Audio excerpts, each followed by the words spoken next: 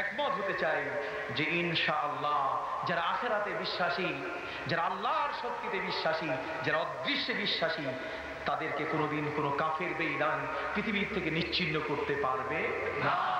ইরাকের মাটি অক্ষত থাক, বলুন আল্লাহুম্মা আমিন।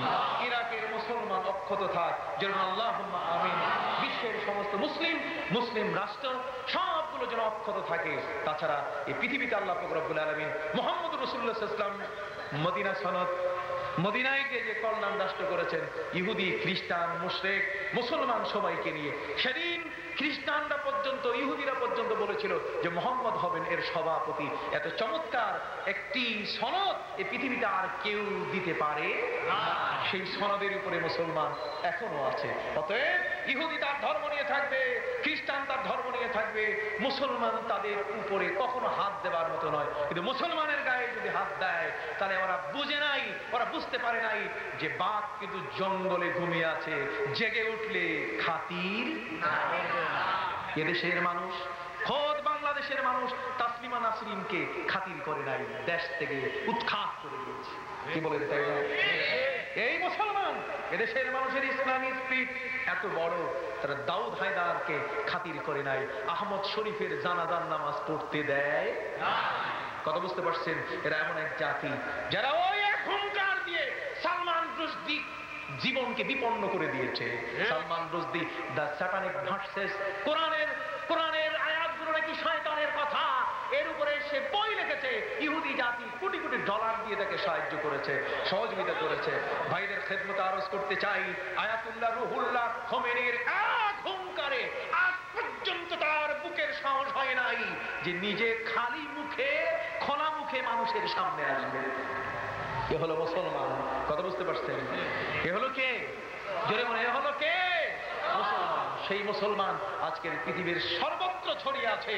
অতএব পৃথিবীর কোন একটি মুসলমান আক্রান্ত হলে দাও দাও করে আগুন জ্বলে উঠবে আরেক প্রান্তে। কি বলেন, ঠিক কিনা? আরেক প্রান্তে জ্বলে উঠবে। পৃথিবীর কোন একজন নারী যদি মুসলমানের অপহরিত হয়, তাকে ছাড়া হবে না।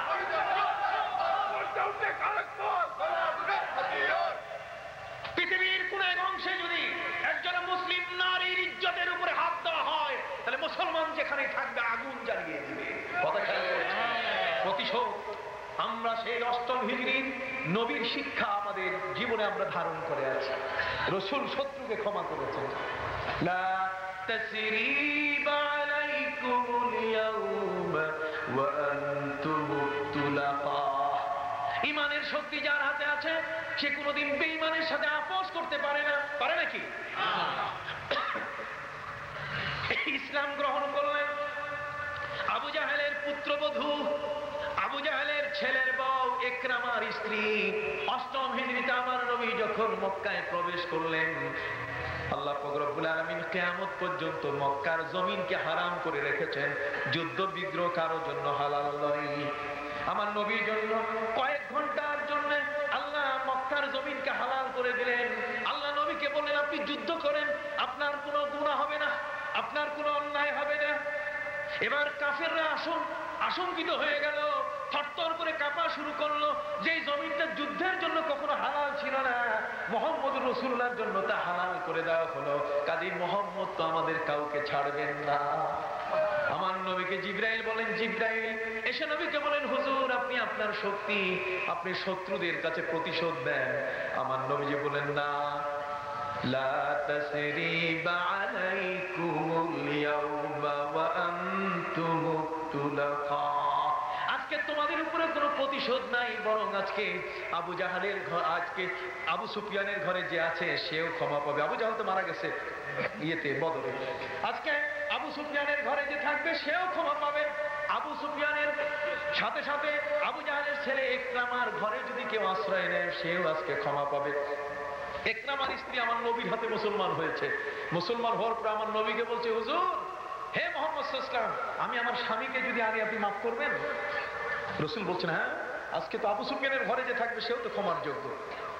স্ত্রী স্বামীকে খোঁজ করতে গেছে, খুঁজতে খুঁজতে তায়েফ পর্যন্ত চলে গেছে। তার স্বামী পালায় গেছে মুসলমানদের ভয়ে। কোথায়? কথা বল না, তায়েফ পালায় গেছে। স্ত্রী খুঁজতে খুঁজতে স্বামী ইকরামাকে তায়েফের পাহাড়ি অঞ্চলে খুঁজে পেল। স্বামীকে গিয়ে বলল, স্বামী, আমি মুহাম্মদের সাথে কথা বলে এসেছি, তিনি তোমাকে ক্ষমা করবেন যদি তুমি ইসলাম গ্রহণ করো। স্বামী বলছে, মুহাম্মদ তো আমাকে ক্ষমা করতে পারেন না।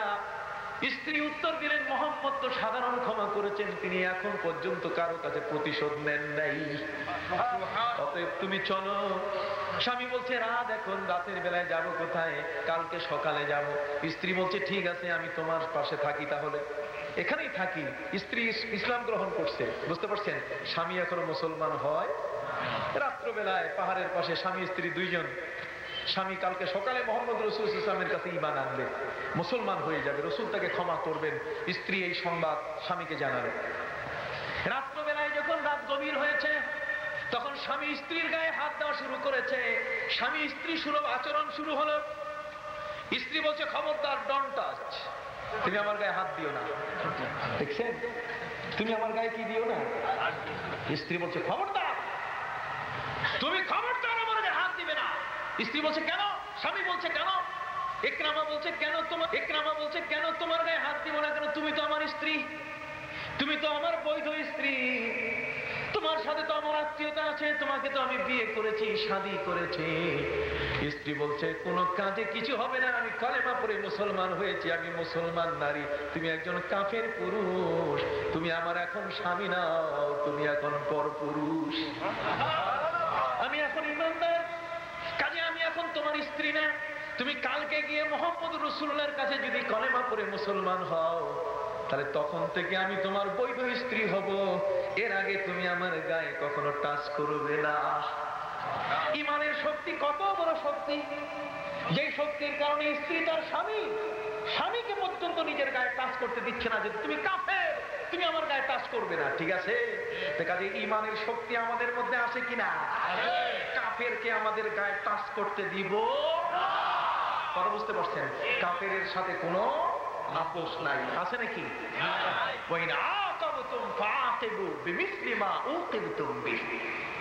অতএব তারা যদি আমাদের উপরে হামলা করে, আমরাও ছাড়বো না। ঈমানের শক্তিটা আমরা যথেষ্ট বলিয়ান। ইনশাআল্লাহ মুসলমানের ঈমান যতদিন পর্যন্ত মুসলমান তার বক্ষ বন্দী করে রাখবে, ততদিন পর্যন্ত সে দুর্বল থাকবে। কথা বুঝতে পারছেন? এই সিনার মধ্যে ঈমানকে বন্দী করে রাখছেন। হাতে পায়ে যদি ঈমান ছড়িয়ে দেওয়া না যায়, বিবেক বুদ্ধিতে যদি ইসলাম ছড়িয়ে দেওয়া না যায়, চিন্তা চেতনায় যদি ইসলামকে ছড়িয়ে দেওয়া না যায়, তাহলে পূর্ণ মুসলমান হওয়া যাবে না। ঈমান তার শাখা পোশাকায় ছড়িয়ে দিতে হবে। ঈমান দেহের সর্বত্র, ঈমান জাতির সর্বত্র, ঈমান চিন্তা বিবেকের সর্বত্র ছড়িয়ে দিতে হবে। ইনশাআল্লাহ মুসলমান বিজয়ী হবে। ফিরিস্তা রেডি হয়ে গেছে। কথা বুঝতে পারছেন?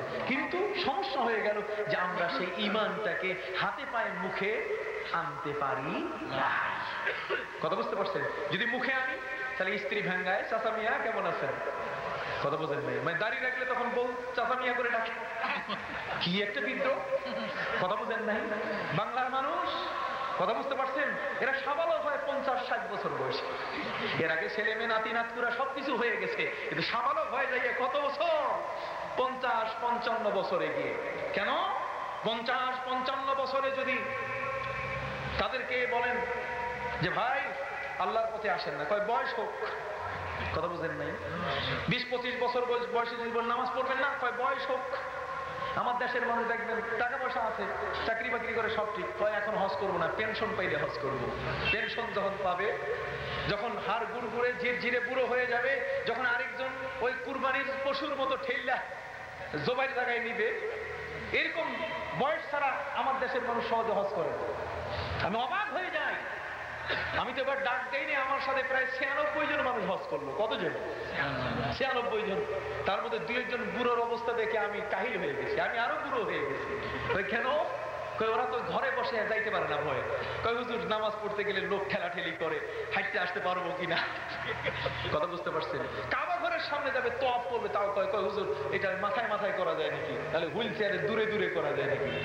ইবাদতের আনন্দ যে বয়সে সেই বয়সেই করতে হয়, কি বলেন তাই না হাজিরিন? এমন এক বয়সে যে বয়সে শয়তানকে পাথর মারতেও ভয় করে, তওয়াব করতেও ভয় পায়, নামাজ পড়তে যাইতেও ভয় পায়। এত ভয় নিয়ে গেলে কি আর হজ হয়? কথা বুঝতে পারছেন? এই জন্য আমি আমার ভাইদের খেদমতে বলি যে ইনশাআল্লাহ আমরা মুসলমান। বলেন আমরা কি?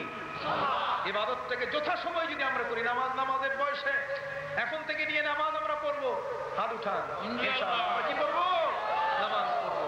এখন থেকে নামাজ যদি ঠিক হয় তাহলে দেখবেন ওয়াস্তাইনু বিস-সাবরি ওয়াস-সালাহ। আমার রাসূল বলেন যখনই আমি বিপদে পড়তাম তখন নামাজ শুরু করে দিতাম, নামাজ পড়লেই বিপদ শেষ। অথচ আমাদের মধ্যে আজকে নামাজ নাই। আল্লাহ যেন আমাদের সবাইকে নামাজি বানায় দেন, যেরকম আমিন।